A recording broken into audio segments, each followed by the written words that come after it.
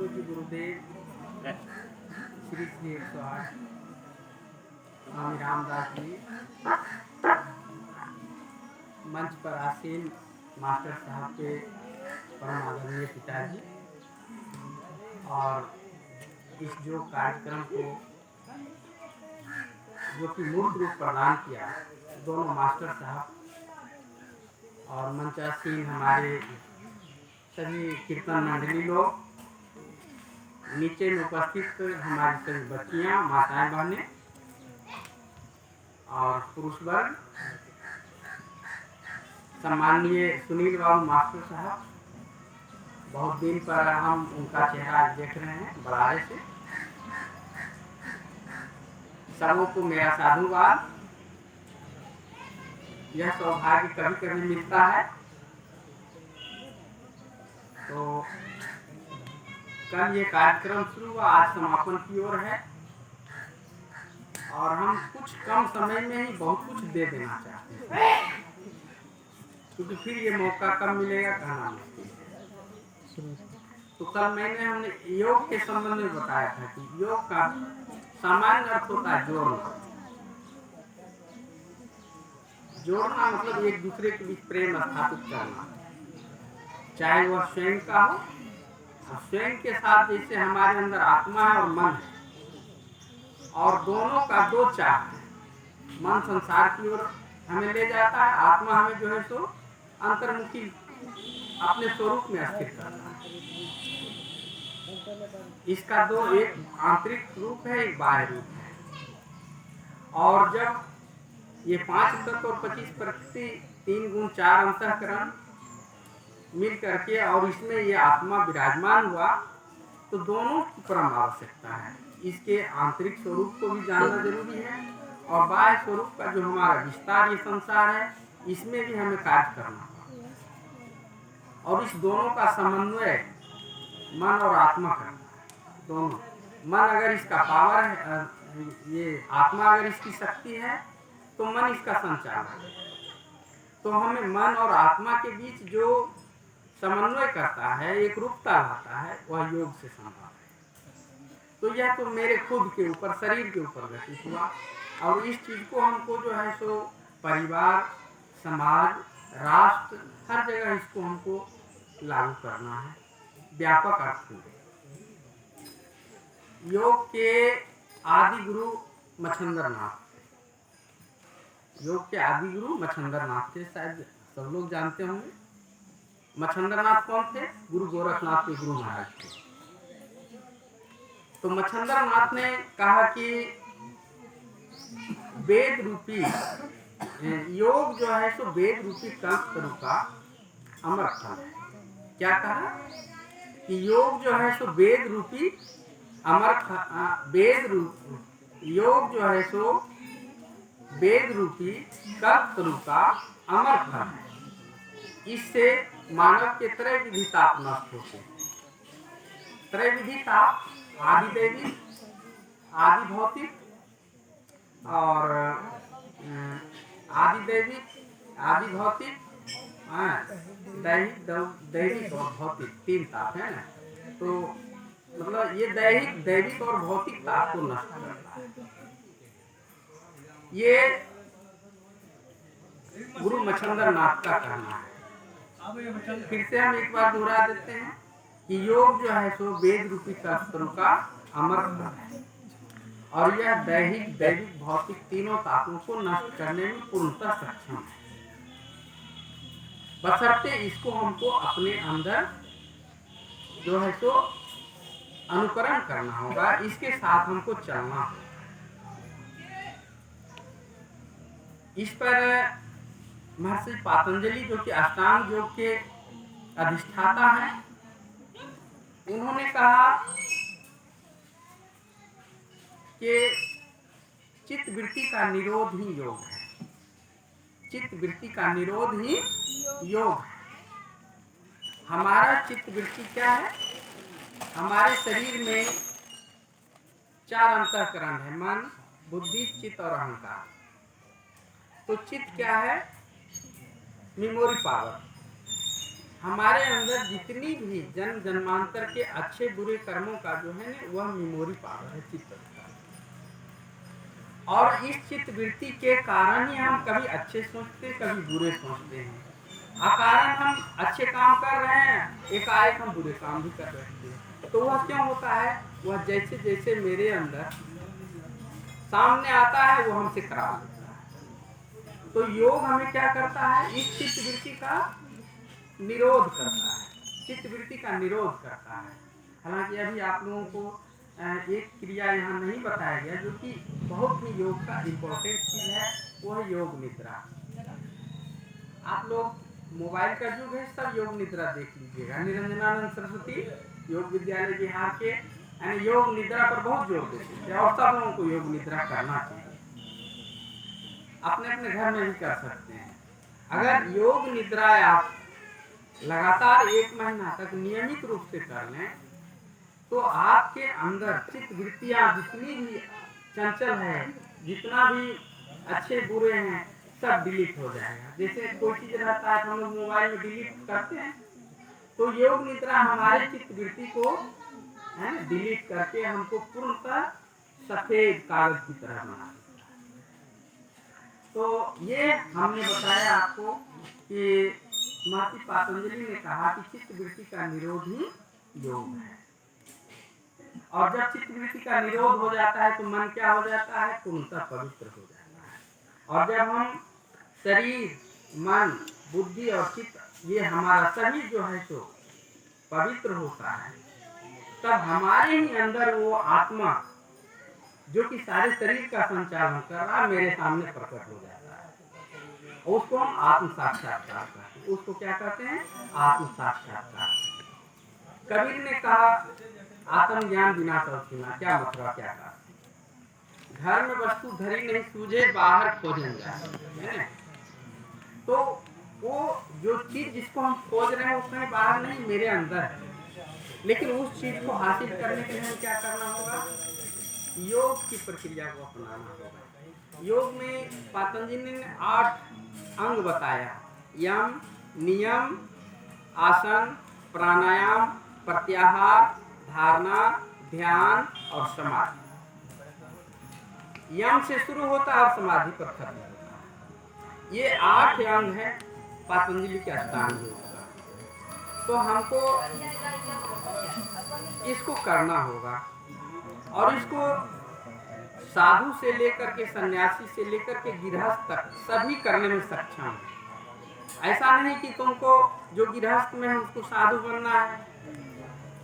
साधु तो कोई कोई बन करके प्रतिनिधित्व करते हैं।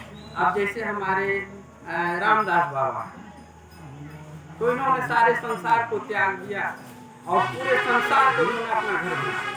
संसार के हर एक व्यक्ति इनके बच्चे बच्चियां। तो ये तो व्यापक है, इनका तो उसकी मतलब कोई यति नहीं कहा जा सकता। ये तो त्याग है, त्याग में। लेकिन गृहस्थ में भी रह करके यह त्याग मिलता है। और उसके लिए हमें क्या करना होगा? गृहस्थ में भी रह करके हमें त्याग की भावना अपने अंदर लाना होगा। और वह त्याग की भावना जब आती है तो हमारी स्थिति कैसे हो जाती है? अभी एक भजन सुने ना, मोहे लागी लगन गुरु चरण। किसने गाया था? मीराबाई ने गाया। तो मीराबाई कोई साधु नहीं थी, और महाराणा सांगा के दरबार की सबसे मतलब महारानी थी, बहुत सुंदर और महारानी ही थी। तो उसकी कहना क्या है? और वो जो है तो क्या करती थी? डेली अपने घर से मंदिर और मंदिर से घर पूजा करके जाती थी। छोटा सा घटना है, इसको कैसे उसको ये ज्ञान मिला ये सुन लेना। तो महारानी थी, वो तो पैदल नहीं आती थी। वो जो है तो रेशम के पर्दे में डोली में बैठ करके आती थी। उस टाइम कार नहीं था, बेलोरो नहीं था। डोली में बैठ करके महल से निकलती थी और 8 कहार आगे 8 कहार पीछे उस डोली को लेके जाता। और जब मंदिर पहुंचती थी तो वह पूजा करके फिर वह डोली में बैठ करके आता। इसी क्रम में एक दिन वह निकली पूजा करने के लिए, तो वह जो जूती पहनी हुई थी उसके जूती में हीरा जड़ा हुआ था। तो चौखट से टकराया और हीरा का एक नग जो है सो टूट गया। अब वो सोची कि हम तो पूजा करने जा रहे हैं, अब ये जूती टूट गई, लेकिन वापस फिर कैसे दूसरी जूती हम कैसे पहने। उसी टूटी हुई जूती को पहन करके वो डोली में बैठ गई और पूजा करने लगी। जब मंदिर गई, पूजा कर ली, उधर से वापस आई तो चौराहे पर एक चमार जो है सो जूता सी रहा।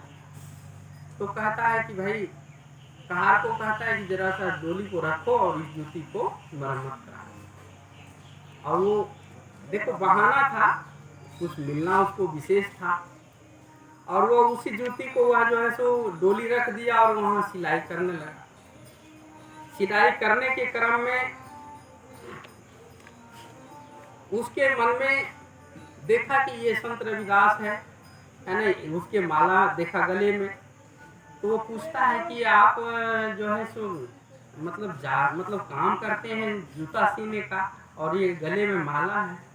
तो बोला कि हाँ बेटी, मेरा तो ये रोजगार है जूता सीना, लेकिन हम तो जो है सो हरि के भजन करते हैं। तो आप कभी हम देखे नहीं मंदिर जाते। तो बोला कि हम तो कभी मंदिर नहीं जाते, हम तो यहीं बैठ करके अपना कर्म करते हुए हम करते हैं। तो बोला तो आप जो है सो परमात्मा के बारे में जानते हैं क्या? बोला कि हाँ हम जानते हैं। तो हमें भी बता दीजिए। कितना दिन हम मंदिर गए, हमको कुछ मिला नहीं। वहाँ तो सिर्फ मतलब वो पंडित है, वो संकल्प करता है, पूजा कराता है और रहस्य नहीं बताता। और वो उसी जूता सीने के क्रम में उसको यह रहस्य बता दिया, ये तुम्हारा 3.5 हाथ का शरीर ही मंदिर है, इसी में वो आत्मा रूपी देवता बैठा हुआ है। उसको पाने की विधि बता दिया, यानी योग बता दिया कि तुम उस आत्मा से अपने मन को कैसे जोड़ोगे। और वह रहस्य बता दिया। और गुरु के पास एक विशेष शक्ति होती है, अगर आप गुरु को खुश कर लें तो वह अपनी सारी शक्ति क्षण में आपको दे सकता है। शक्तिपात विधि, शक्तिपात विधि होता है, वह जो है सो क्षण में दे सकता है। और वह क्षण में उसको मिला। और ये मंदिर और बीच में चौराहे पर चमार और आगे उसका महल, और पंडित जो है सो देख रहा। और उसके मन में ये शंका हो गया कि आज से तो मेरा सब खत्म हो जाए, क्योंकि वह संत रविदास के पास बैठ करके उनका सत्संग सुन रहा है। पंडित कुछ नहीं है, वो तो एक छलनी है, जैसे सब्जी को उल्टाता पुलटाता और सिझाता है। छलनी से पूछिए कि इसमें नमक है कि नहीं, तीता है हुआ कि नहीं, है ना, मतलब मसालेदार हुआ कि नहीं, कुछ नहीं पता है। वही पंडित कुछ नहीं जानता है, वो सिर्फ कर्म कांड कराता है। उसे भगवान क्या है, ईश्वर क्या है, उसको कुछ नहीं पता। वह सोचा कि आज तो मेरा सर्वनाश कर दिया, अब तो कल से मंदिर आएगी नहीं। और वह दौड़े दौड़े जाके राणा सांगा को पहले जाके संदेश दे दिया, कहा कि महाराज ये तो मतलब महापाप हो गया। ये महारानी जो है सो एक चमार के पास बैठ करके सत्संग सुना, ज्ञान लिया है, और वह जैसे दरवाजा के अंदर पहुंचा उस पर बैंड लग गया कि कल से तुम नहीं जा सकते। और पूरा प्रतिबंध लग गया मीरा के ऊपर, और उसको बहुत प्रताड़ित किया गया। लेकिन जिसको जो चीज मिलना था मिल गया, मिल गया। तो वही बात है कि हम लोगों के अंदर ही परमात्मा बैठा हुआ है। आत्म साक्षात्कार जिस दिन हो जाएगा, आपको परमात्मा का रहस्य मालूम हो जाएगा। आत्मा का दर्शन होना है, परमात्मा का दर्शन है। तो ये पतंजलि का अष्टांग योग दर्शन, आज हम लोग जो ये शिविर में है, पतंजलि के अष्टांग योग दर्शन का ही हम लोग ये सीख रहे हैं। इसको अपने जीवन में जितना उतारिएगा उतना आपने जो है तो मतलब शांति, सुख और जीवन का जो सबसे अंतिम लक्ष्य होता है, मनुष्य का अंतिम लक्ष्य क्या है? आत्म साक्षात्कार। आत्म साक्षात्कार हो गया, सब कुछ हो गया, फिर उसके जीवन में कुछ नहीं बचता है। चाहे चौराहा पर सीने वाला संत रविदास चमार हो या महलों में रहने वाली मीरा वाली, दोनों एक हो जाता है। फिर संसार की सारी वस्तुएं उसके लिए बेकार हो जाता है, उसमें और उसमें कोई फर्क नहीं रहा। तो हम लोग ये कहेंगे कि आप लोग भी अपने शरीर, इस शरीर का हम थोड़ा सा वर्णन कर देना चाहते हैं। इस शरीर का जो है सो 8 मतलब स्तर है, 8 स्तर। एक तो ये अन्नमय कोश, ये हाड़ मांस का शरीर है, जो कि अन्न खाने से और पानी पीने से इसकी सुरक्षा होती है। ये अन्नमय कोश हुआ। इसके अंदर जो है सो प्राणमय कोश है, श्वास से हमारा शरीर चलता है, वो प्राणमय कोश है। उसके अंदर जो है सो हमारा मनोमय कोश है, उसके अंदर विज्ञानमय कोश है। तो ये 4 कोश, अन्नमय कोश, प्राणमय कोश, मनोमय कोश और विज्ञानमय कोश, तो हमारा बहुत मतलब सब लोग जानते हैं। हमारा विज्ञान भी जो है तो आज इस कला को जानता है। और इसके बाद हमारे ऋषि परंपरा में ऋषि याज्ञवल्क्य आए, उन्होंने आनंदमय कोश का खोज किया। आनंदमय कोश जो है तो 5वां कोश है इस 4 कोश, अन्नमय कोश, प्राणमय कोश, मनोमय कोश, विज्ञानमय कोश, उसके बाद आनंदमय कोश। तो आनंदमय कोश तक हमारे ऋषियों ने मतलब अपने साधना से हम लोगों के बीच लाया। और आज इसको जो है तो जैसे हमारे योग विद्यालय मुंगेर सत्यानंद सरस्वती, हमारे बाबा रामदेव हरिद्वार, ये सभी जो है तो पतंजलि योग दर्शन का घर घर तक पहुंचा दिया। पहले ये ऋषि मुनियों तक सीमित था, अब हम लोगों तक सब लोगों के बीच पहुंच गया और सब लोग कर सकते हैं। इस विधि को उन्होंने खोल दिया इस रहस्य को। इससे आगे एक और हमारे बीच संत आए, वो है रामलाल जी सियार, जोधपुर। उन्होंने अन्नमय कोश, प्राणमय कोश, मनोमय कोश, विज्ञानमय कोश, आनंदमय कोश, इससे आगे उन्होंने 2 कोश और खोला, चित्तमय कोश और सतमय कोश। तो चित्तमय कोश और सतमय कोश जो है तो ये आत्मा क्या है, सत्य स्वरूप की है। और इस आत्मा को पाने के लिए हमें सत्य को धारण करना पड़ता है। जब हम सत्य को धारण करते हैं तो हमारे अंदर 4 गुण स्वतः आ जाता है। कौन कौन सा गुण? शील, दया, क्षमा, धैर्य, संतोष और फिर परोपकार की सेवा। जो आदमी आत्म साक्षात कर लेता है उसके अंदर पहले तो सत्य आता है। आत्मा का स्वरूप क्या है? सत्य, शील, दया, क्षमा, धैर्य, संतोष और परोपकार। तो ये इतना चीज जब हमारे अंदर आता है तो हम जो है तो परमात्मा के रहस्य को जान जाते हैं। इसीलिए कबीर की एक वाणी है कि सेवा तो 2 ही भला, एक संत एक राम। राम है दाता मुक्ति का, संत जपावे नाम, है ना। हम लोग संतों की क्यों चाहते हैं? वो कुछ हमको देते नहीं, सिर्फ रास्ता बता देते। गुरु का काम है रास्ता बता देना, चलना मेरा काम है। गुरु भी 2 है, एक गुरु बाहर में है जो साकार रूप में आप देख रहे हैं बाबा रामदास जी को, और एक गुरु मेरे अंदर, मेरा आत्मा है, वो बता दिए रास्ता, हम नहीं चले, क्या फर्क, कुछ नहीं, सब खत्म। तो हमें संतों के पास जाकर उस रहस्य को लेना है और उस रहस्य को लेकर को अपने जीवन में उतारना है। तो फिर हम घर में ही बच्चे परिवार के बीच, पति पत्नी, माता पिता के बीच इस रहस्य को हम जान जाएंगे और यह हमारे लिए सुलभ सहज है। रास्ता कठिन उनका है, हमारा रास्ता सुलभ है।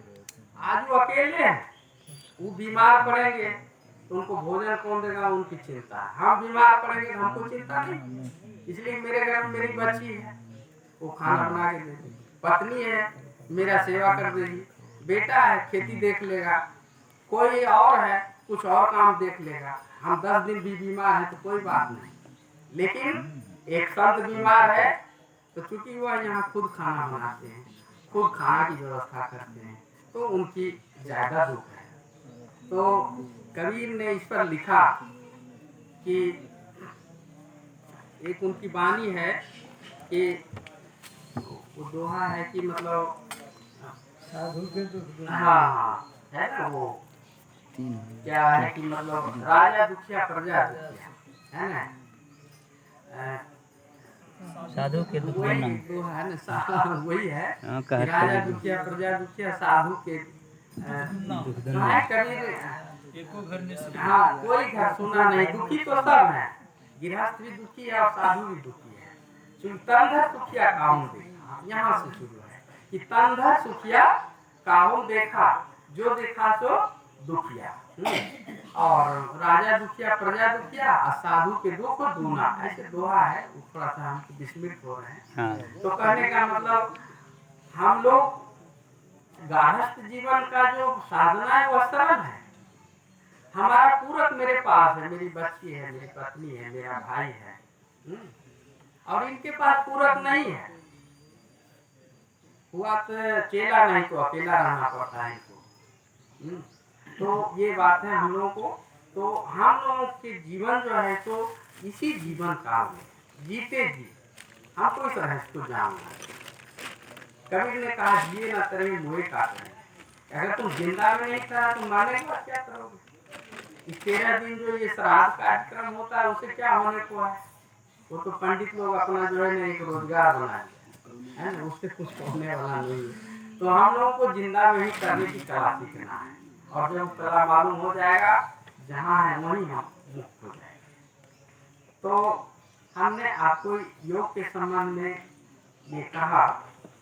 इस संबंध में महात्मा बुद्ध ने कहा आप दीपो भाव, जिसको आज से लगभग 2500-2600 वर्ष पहले पृथ्वी पर महात्मा बुद्ध आए, और उस समय हमारा पूरा भारत का नक्शा जो श्रीलंका से लेकर ईरान तक और अरब सागर से लेकर के बर्मा तक अभी 15 राष्ट्र हो गया। उसका टुकड़ा 15 राष्ट्र, तिब्बत, बर्मा, आपको नेपाल, भूटान, बांग्लादेश, पाकिस्तान, अफगानिस्तान, ऐसे करके सारे सभी पहले भारत में थे, और सारे भारत बुद्ध में था। 84,000 बौद्ध स्तूप बनवाए थे। किसने बना? सम्राट अशोक, मौर्य साम्राज्य के सबसे शक्तिशाली था। और हर जगह दीपोत्सव मनाया जाता था। उसी का प्रकारांतर रूप में आज हम दीपावली मनाते हैं। तो उस समय उन्होंने क्या कहा? उस टाइम पाली भाषा थी, संस्कृत नहीं था भाषा, हमारी पाली भाषा थी। उनका जो भी ग्रंथ है, त्रिपिटक है, जातक कथा है, सारी पाली भाषा में लिखा हुआ। तो उन्होंने कहा आप दीपो हो, कि अपना दीपक तुम जो है तो स्वयं बनो, अपने अंदर जो दीपक जो बुझा हुआ उसको जला लो, और जब अपने दीपक को जला लोगे तो तुम्हारा जो है ना जीवन जो क्या है सुखमय हो जाएगा, आनंदमय हो जाएगा। इसी तरह से एक यूनान के दार्शनिक थे सुकरात, सब लोगों ने सुना होगा। सुकरात को उस समय के वहाँ राजा ने उसको जहर देकर के मरवा दिया था। उन्होंने क्या कहा? मैन नाउ थायसेल्फ, मनुष्य अपने आप को जाने। इसका मैन नाउ थायसेल्फ, इसका अर्थ होता है मनुष्य अपने आप को जाने। जो अपने आप को जान लिया वो संसार के सारे रहस्य को जान लेता है।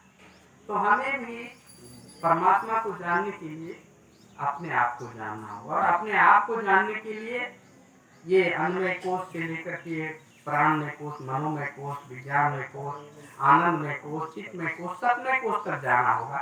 ये जो इतना ऊपर ये स्तर है इसके पार करना होगा। और यह कैसे संभव है? योग के द्वारा।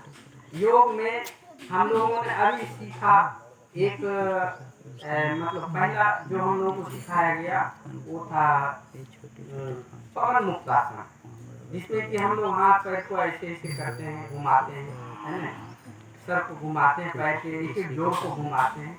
यह बहुत ही सूक्ष्म लेकिन बहुत ही महत्वपूर्ण क्रिया है। अगर इस क्रिया को हम करते रहें तो हमारे शरीर में बाधा गठिया जो भी दर्द कहीं भी वायु का जाम नहीं हो।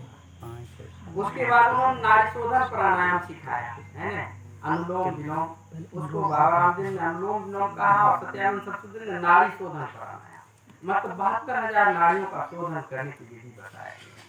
फिर आपको आज जो सिखाया गया सूर्य नमस्कार, आपके पास अगर नहीं समय है तो 3 राउंड दाहिना से 3 राउंड बायां से, है ना, ये सूर्य नमस्कार कर लो, तुम्हारा सारा सारा आसन उसी में है। इसलिए सूर्य नमस्कार मतलब सबसे संपूर्ण, मतलब ये आसन है, संपूर्ण आसन इसको कहा गया है। इसमें सारे आसन आ जाते हैं। नहीं समय रहे, सुबह उठो, एकदम पहले शौच क्रियाक्रम करो, स्नान करना कोई जरूरी है, कर लिया और अच्छी बात है।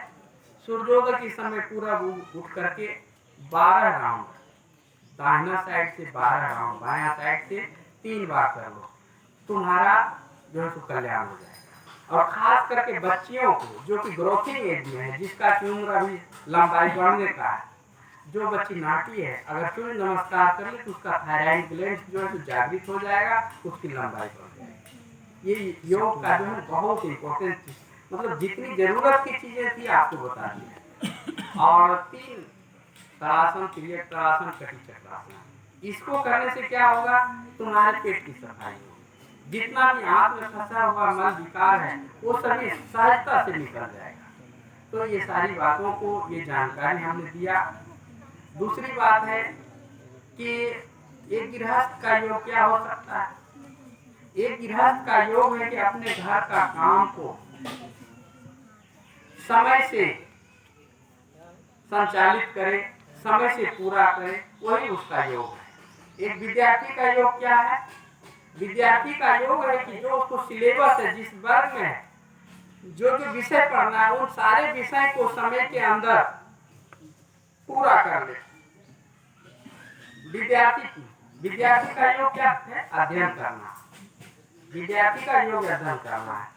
अब घर की माताएं हैं, उसका योग क्या है, उसका योग है कि सुबह में समय से बच्चों को खाना बना ले, स्कूल भेजे, है ना, घर के सारे सदस्य का जो है सो भोजन करावे, घर की साफ सफाई और साज सज्जा, घर को बढ़िया से सजा करके रखना, वही उसका योग है। तो इस तरह से हम लोगों को जहाँ है वही हम अपने योग क्रिया को समझे, उसको करें, और वही हमें मुक्ति मिलेगी, वही हमें सब कुछ मिल जाएगा। तो इन सारी बातों को हमें जानना होगा। सत्यानंद सरस्वती के गुरु महाराज शिवानंद सरस्वती थे। शिवानंद सरस्वती ने कहा कि एक गृहस्थ लोगों को अलग से, गृहस्थ मतलब कर्म योगी, एक कर्म योगी को अलग से ध्यान और योग करने की कोई आवश्यकता नहीं है। जैसे गतिशील गंदा पानी अगर गतिशील रहे तो बहुत दूर चलते चलते वो पानी पवित्र हो जाता है, पीने लायक हो जाता है। उसी तरह गृहस्थ जो कर्मयोगी है, वो कर्म करने के क्रम में ही उसके अंदर सारी पवित्रता आ जाती है, उसके अंदर सारी पवित्रता आ जाती है, उसे अलग से योग करने की जरूरत नहीं है, वह स्वतः पवित्र हो जाता है। वह एक साक्षात, वो किसान को साक्षात परमात्मा कहा गया है। तो इन सारी बातों को हम लोग आज छोटी सी सत्र में सीखे हैं, और सीख करके जाना और इसको अपने जीवन में अनुकरण कर लेना, इसको मतलब अपना लेना सबसे बड़ी बात हो। हमने सीखा लेकिन अपनाया नहीं। कल हमारे गुरुदेव बोल रहे थे कि एक व्यक्ति ने केवाला करके लाया और भाई से छिपा करके उसको जमीन के अंदर नीचे गाड़ दिया कि ताकि वो जाने नहीं। परिणाम हुआ कि कुछ दिन के बाद वो जमीन से निकाला तो ना केवाला सही रहा, ना कागज सही रहा, सब खत्म हो गया। तो हम लोगों को भी जो ज्ञान सीखे हैं, इसको हमको अपने जीवन में उतारना होगा, व्यवहार में लाना होगा। जब यह रूप होगा तो हमारे जीवन में, हमारा जीवन प्रकाशित हो जाएगा, प्रकाशित हो जाएगा। तो ये सारी बातें हमको करना है। दूसरी बात, हमें 2 चीज तो जीवन में जरूर अपना लीजिए, आहार और विचार। अगर आहार और विचार 2 ठीक हो गया, शुद्ध हो गया, सात्विक हो गया, तो तुम्हें कोई रोग नहीं होगा, किसी डॉक्टर के पास नहीं जाना होगा। जो पैसा डॉक्टर के पीछे, दवा के पीछे खर्च करते हैं, शायद उसकी जरूरत नहीं पड़ेगी। तो आहार और विचार याद रखिएगा, 2 चीज, इस दोनों को शुद्ध कर लीजिएगा। अगर आहार और विचार शुद्ध हो गया, आपका सब कुछ शुद्ध हो जाएगा। बस इतना ही कहते कि हम अपनी वाणी को विराम देते हैं और आगे फिर कभी मौका मिलेगा तो आप लोगों के लिए हम उपस्थित होंगे। हरिओम तत्सत। हरिओम हरिओम तत्सत। हरिओम तत्सत। हरिओम तत्सत। हरिओम तत्सत। किट्टू, ए किट्टू।